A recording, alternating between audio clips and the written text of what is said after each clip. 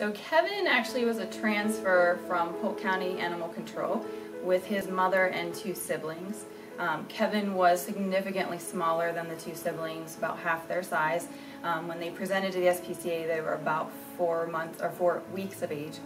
And Kevin was not nursing well, is what we had found. His mother was kind of pushing him away, he wasn't latching on, and he was beginning to lose weight. We also noticed that Kevin was very congested and had some signs of upper respiratory tract disease.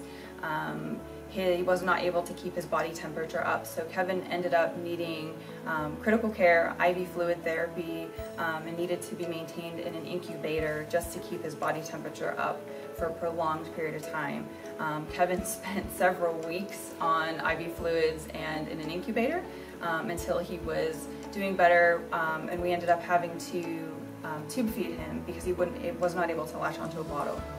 So he required extensive tube feeding for quite some time. Once he was able to clear the respiratory tract infection, he did start taking a bottle on his own and was able to maintain his own body temperature to come out of the incubator.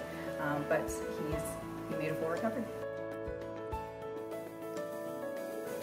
One of the biggest ways the medical center would benefit these small neonatal kittens is because they are so small and when they require additional care.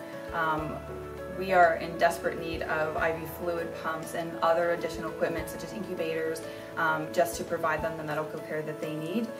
Kittens require such a small amount of IV fluids when they are on fluid that it's easy to give them too much fluid at one time.